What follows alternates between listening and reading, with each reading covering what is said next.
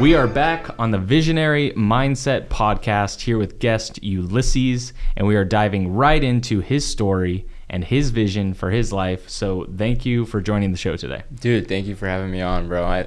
When you sent me the text message, hey, bro, like, would you be interested on coming on to the podcast? I'm like, down. Yeah, right away. dude. Yeah. Yeah, well, I mean, we met, only like a month ago. In person? Yeah, like a month, in January, something like that. Yeah, I've been following you for about a year, I think. And yeah, you've been connected to my circle for a while. Yeah. So we've been DMing back and forth and stuff like that. I'm glad we met. So yeah, likewise. Yeah, I'm excited to learn more about you and kind of what, your vision is for the future, and hopefully like I can be a part of it, Mm-hmm. So no, definitely, dude. And when we had that conversation in Temple, I'm like, it's going to be so interesting when we're having this conversation, but 10 years from now, right? Seeing just the hustle and everything like everyone's doing, like Pedro and the guys at Hidden Temple, and then 10 years from now, like where we're gonna be, in our own paths. This is super interesting. Well, we were talking, like, I started my business basically 5 years ago, so I'm at like that 5 year point where I'm like, now I'm seeing how far I've come from where I've started. It's like, and even the last couple of years has been exponential growth. So I can't even imagine with the knowledge and the tools that we have now, what it's going to lead into in 5-10 years. It's going to be crazy. I'm excited. So, definitely, dude. Yeah. If you want to just give a rundown of, kind of where you grew up, how you got into the field and anything you want to share. For sure. So, my name is Ulises Garcia, born and raised in Placerville, California, so up the hill. And in terms of how I got into photography and eventually film, I actually got into photography first. And it was just kind of through someone I was talking with at the time. She would just go on shoots with her friends, and she would tell me about it, and I'm like, okay, I want to do that with my friends, just shoot some stuff for Instagram. And that's how I got into it, and eventually that led into video. And just long story short is, when I got into video, I'm like, okay, this is a whole another world, so many more aspects that you can play with, that you can just manipulate and create with, that is you can't do with photo. Right. So that's kind of like what got me going. And I think just the experiences and the people that you meet, that's what kept me in it. Because I think at the end of the day, even up to this point, I think that those are like the moments that I cherish the most. Yeah. Well, and what they say, I don't know exactly what they say. It's like, a picture paints 1,000 words, but video paints a million, right? Yeah. So that's kind of how I see it too. Is it's just crazy what you can do with video and all that goes into it. It really, there's so much variety that there is out there. There's so many different avenues that you can take, and so many different stories that you can tell. So what are some things that you started out doing in video? In video, just random stuff, dude. That's so I would go to, I don't know if you've heard of Good Ink. Sacramento. It's like that photo, the meetup. Yeah. So before the pandemic, I would go to the meetups, and I noticed that, okay, everyone's taking photos. Like, there's so many people taking photos. I'm like, but there's only like a handful of people doing video. So like, let me just do video, post it. You stand out already, and you pretty much communicate with the other video people, and it's like a small group of video people. So I was just like, let me just do like highlight videos of the meetups and just practice and get reps in. So just highlight videos or whatever I thought was cool. Like if I went on a hike, I'd just bring my camera, make a highlight video at the Good Ink meetups, make a highlight video.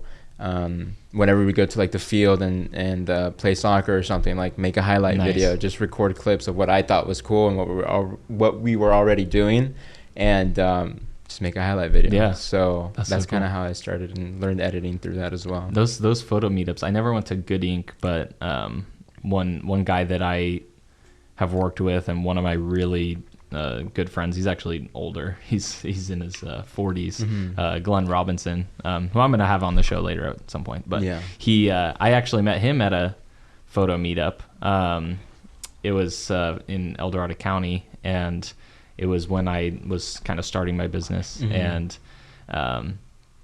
they were doing a like I think he called it a hike and shoot. I don't know if you had ever heard of the hike and shoot. Because I think he was involved in Gooding too. But yeah, those places are cool. And I was the only. That reminds me, I was one of the only ones that was doing video at that shoot, and I had brought all this equipment, and that's what like caught his eye and what made him call me like a week or two later for a project. He's like, dude, you have all this equipment. You should. We should partner up for this project coming up.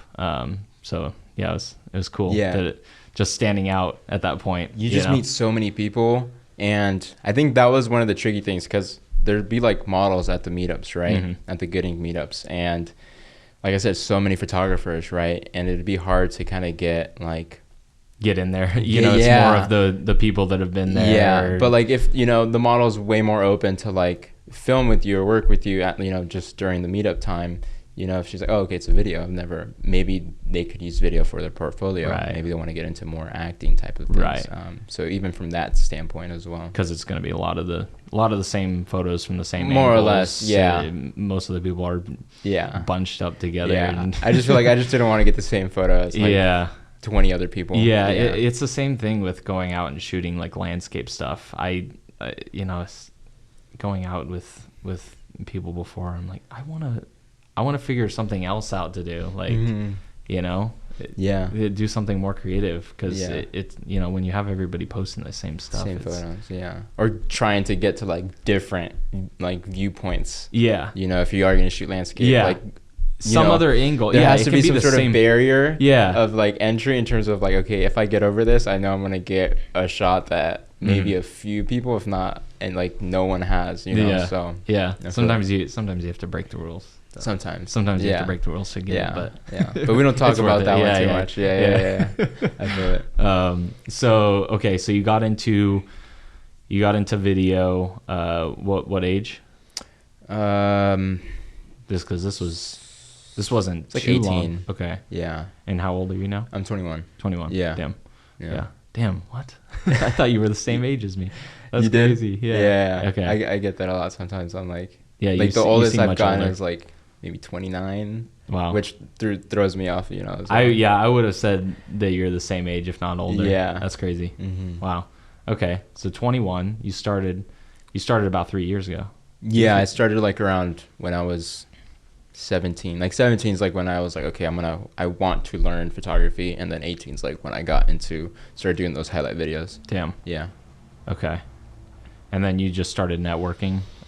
Where are you at in your career? Where, like, what got you to your point where you are today? Is there certain connections or certain things that you did to? Definitely. And they just came from just being nice, man. Like just saying, hey, how are you? Helping whenever I could. Like came down to that, and it didn't come down to, it was like skill. Like even to this point, it's like I still have so much more to learn. There's so many people that are like better than me, but it just came from being nice. And I think at a Gooding meetup, I met this lady, and now a really close friend of mine. Her name's Kitty. And I remember her pulling up because I met her husband there, and he models as well.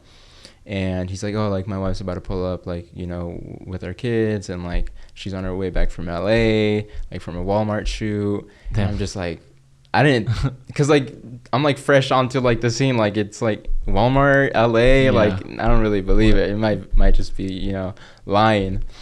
No, but she did pull up, like, car full of kids, just, like, looking like they just came back from a 4-hour road trip.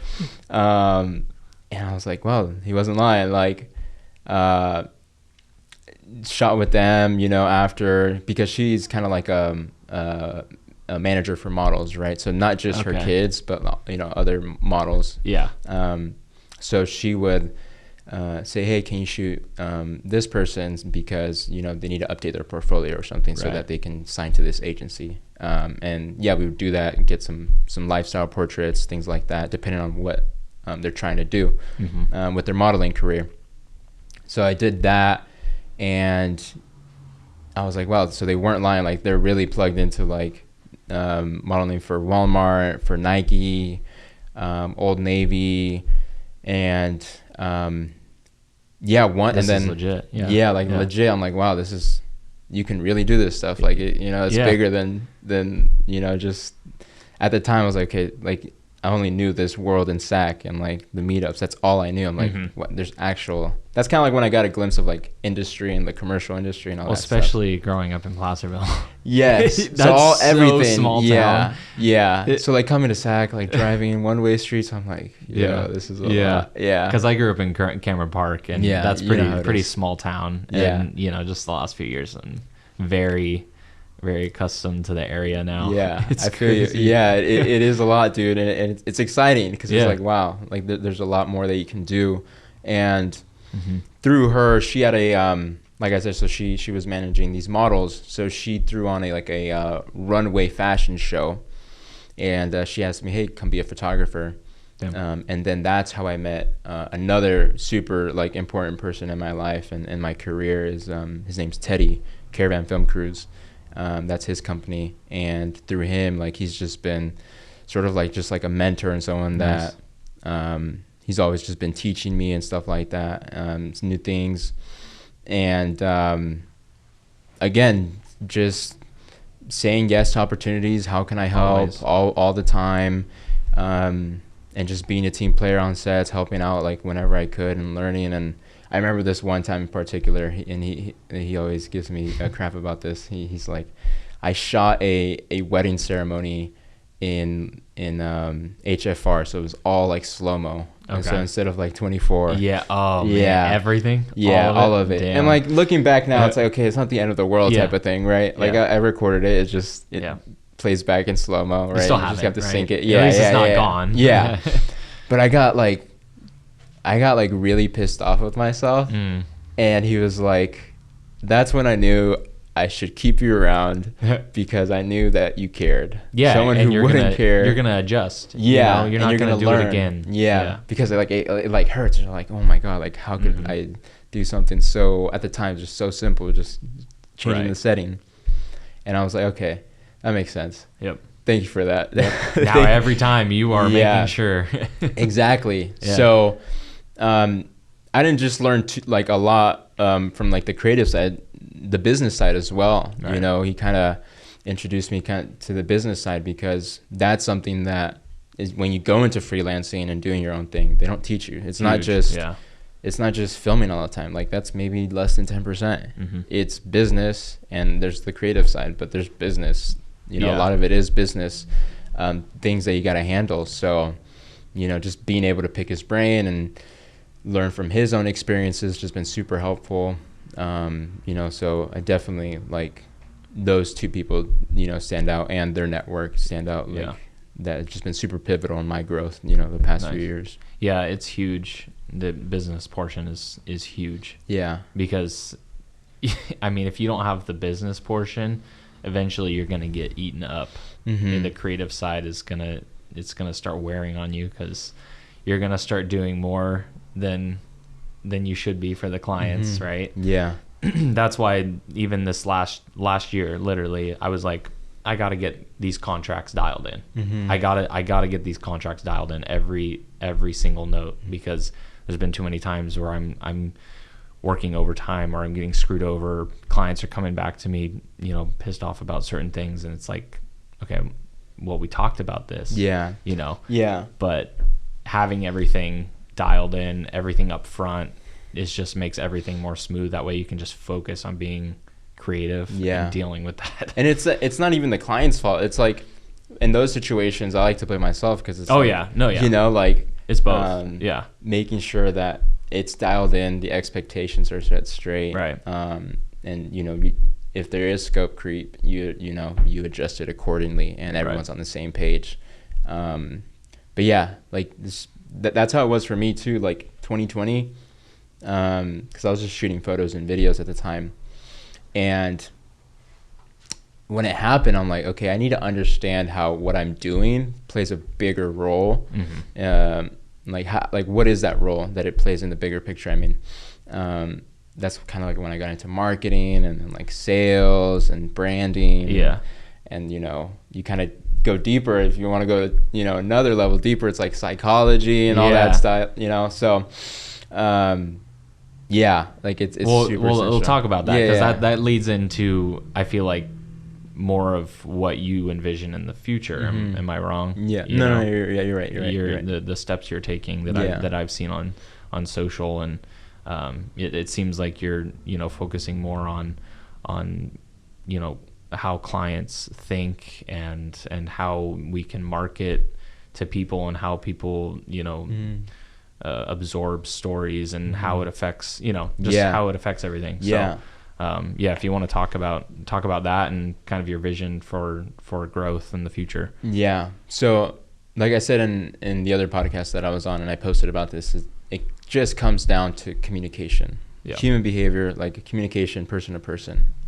If you're able to focus on those fundamentals and practice those fundamentals as much as possible, I think, and based on my own experience, you increase your chances of success. I think when you try to overcomplicate it and apply, I guess, just overcomplicate the video production process and the messaging, that it just becomes like you lose your audience.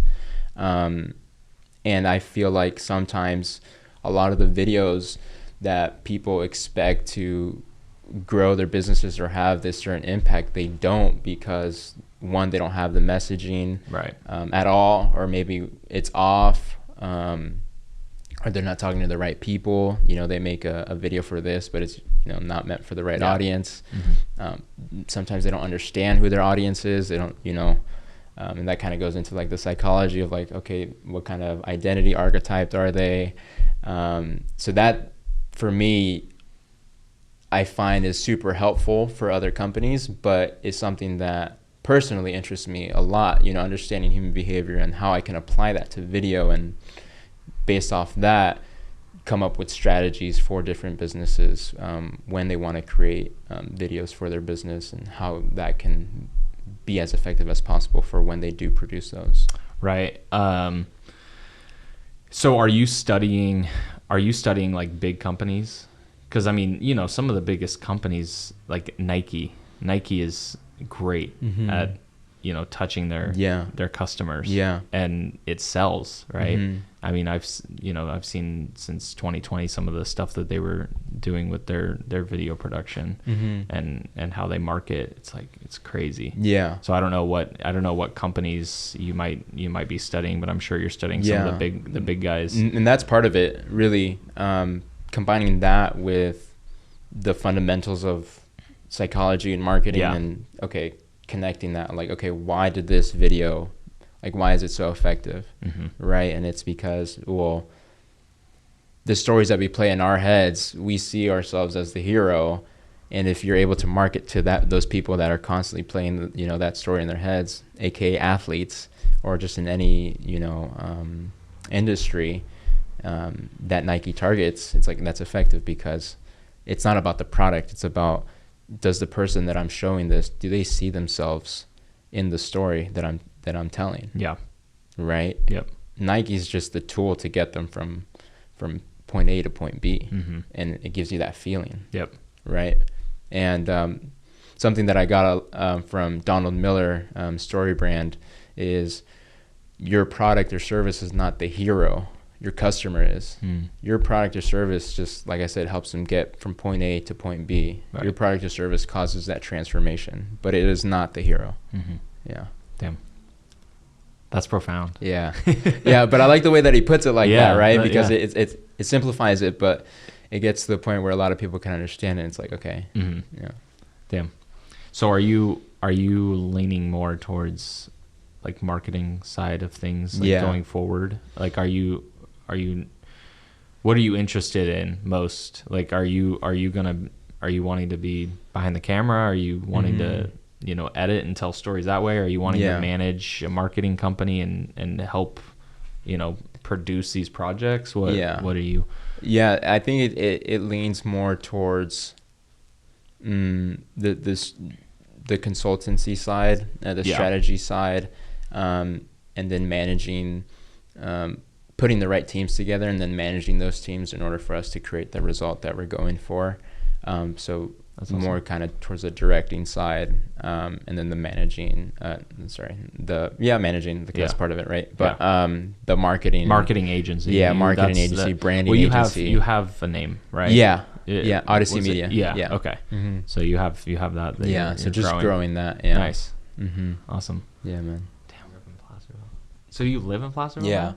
Yeah, I still stay with my parents because I'm just like, Oh, that's clutch. I'm moving back in with my parents. yeah, In because 2 months. it's 'cause just like, bro, overhead. save money, bro. It's just a smart move, bro. Yeah. Like, there's no reason for me to move out. Like, I don't, if I don't have a significant other, Yeah.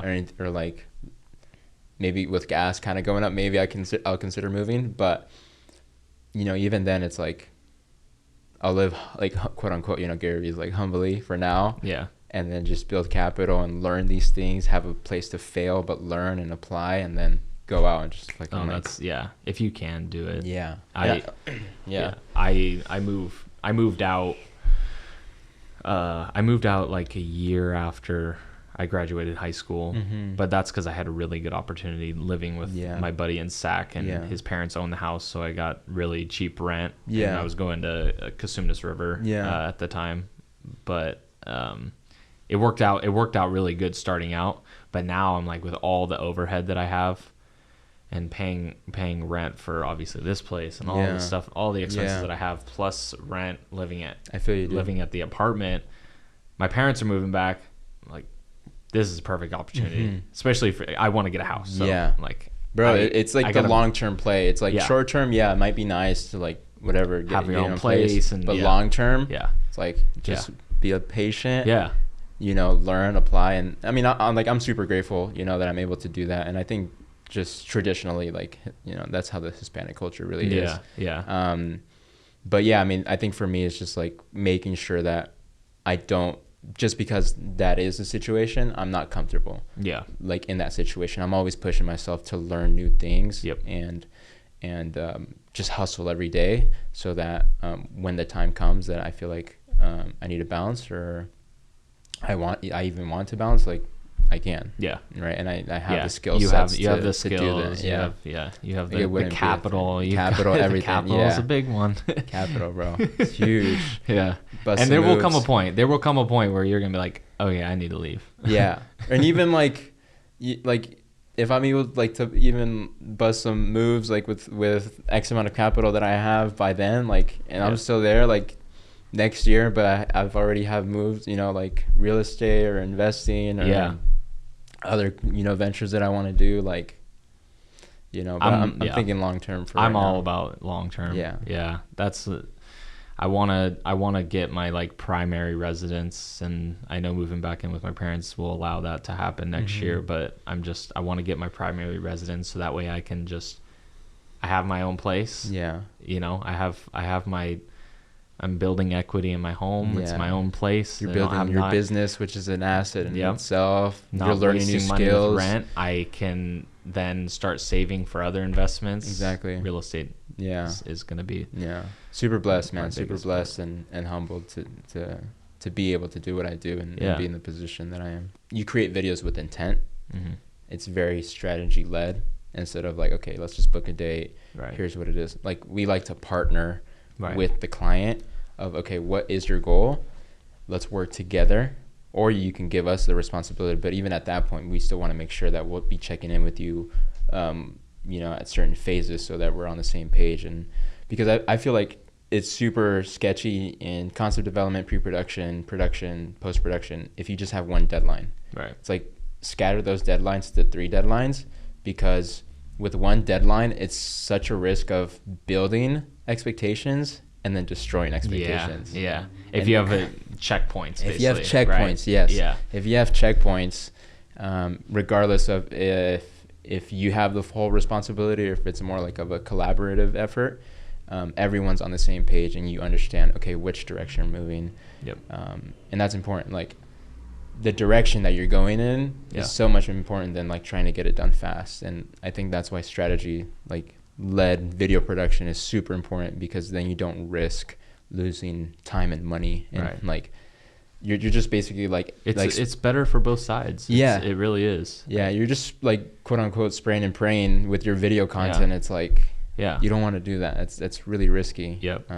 That kind of stuff is meant for more social, just engagement. Yeah. Right. But even at that point, it's like understanding your customer. And again, I talked about this in the other podcast. It's like, don't frame your product as the hero.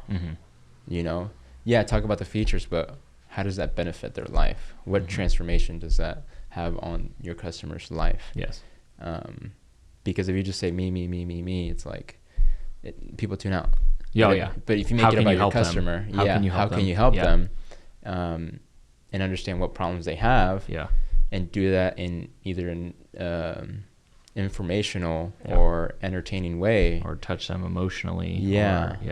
It's like, boom, and you do that enough,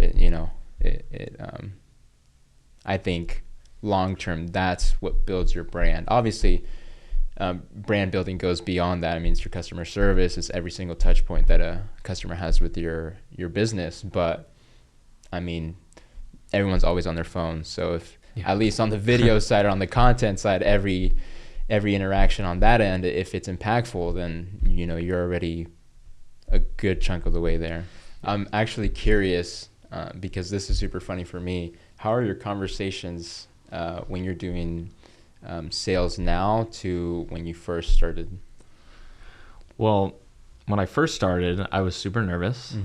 Every time I'd pick up the phone, I'm like trying to think about what to say. I'm thinking about what to say, and very underprepared for the phone calls. Now I try to be more prepared with, like, researching who they are, researching their business, their website, trying to figure out just how they operate and what they do, so that I have some things to kind of lead into talking with them. But also now just more relaxed, writing stuff down, because when you have those follow-up phone calls and you're talking, and you can go back and be like, oh, you mentioned this last time. Do we still want to work on that? Do we want to incorporate this? Blah, blah, blah, blah, blah. So, it's been a big transformation. Yeah, I feel you. I think to add on to that, because it's been the similar kind of transformation for me as well. And obviously there's still certain calls that, are a little bit trickier than others, depending on the personalities you're dealing with, right? Yeah. Everyone has different personalities. Yep. But what helped me, and this is from Chris Do. I don't know if you know Chris Do from the future. I don't think so. Definitely all freelancers, all artists who freelance, or just any artist, definitely check him out. Okay. And what they're doing. But super helpful. It's approaching each conversation with, how can I help the other person, not what can I get from the other person. Yeah. That was the biggest mind shift for me, where, okay, it takes the pressure off me. Right. I don't have to convince someone. And obviously that's super easy to say when you have to pay something. Like you have a bill that's coming up that you need this job. Right. Yeah. It's a whole nother conversation, right? But I think that's a step in the right direction. And another thing is realizing there's only 3 outcomes to the sales conversations. It's either you're going to get the job, you're not going to get the job. And one that I like to do a lot is you either refer them to someone who's a better fit, right? Depending on what it is, after you've had the conversation. Right. And I was like, okay, those 2 realizations were like, okay, it takes a lot of the pressure, 80 to 90% of the pressure off. Like, okay, cool. I can breathe. I can have a conversation. Yep. I don't have to feel like I have to follow a script. It's just, that's a really good mindset and way of looking at it. I need to do that more. Is the third one is referring more people out, because there's been a lot of times where I feel like I've taken on projects where it, like you said, just getting another job, right? Yeah. Pay the bills. Yeah. But it probably wasn't the smartest thing to do in terms of matching personalities, because there's some people you work with and it's just tough. Not the right fit. It's just tough. Yeah. It's not the right fit. Like there's certain personalities where, like, okay, this person would be much more fitting with working with you. Mm-hmm. Like, no disrespect, but in terms of both of our interests, this is the better way to go, right? Yeah. And also just, you know, in terms of what you want to do and your skills, like there's certain projects where, yeah, you could probably do it, but you know, is it fulfilling, mm-hmm. or is it something that, you know, you're going to really be able to help with? Mm-hmm. So I'm gonna take that. Another thing too, and I like the way that they like break these things down, is the client wants to know these three main things. It's, do I like you? Do I trust you? And can I afford you? Right. Obviously, there's many other aspects that are involved in that. Yeah. But those are like the main ones. And mm-hmm. it's like, okay. And the same thing, more or less, it's the same thing for you as a business, you know? So, yeah, I think just breaking it down into that, it just helps me like, simplify things and look at things, you know, from a more a less pressured, you know, viewpoint. Yeah Cool. Well, thank you for coming on the show. No I really appreciate it. Thank you for having me on, man. Second one down. Yes, sir. It's a good one. So where can people find you, your business, and keep in touch with you? Keep in touch with you for the future. So if you want to interact and see how we can help you and your video strategy and your video content, you guys can follow Odyssey Media on LinkedIn or Instagram. That's ODYSY Media, or spelled the same way, odysseymedia.com. More than happy to talk on the phone and see how we can help you out. If you want to interact with me personally, that's Ulises.media on Instagram. Or Ulises Garcia on LinkedIn. Ulises spelled ULISES. Yeah. Perfect. Yeah. Thank you, brother. Thanks, man. Cool. I appreciate it. Until next time. Bye, guys.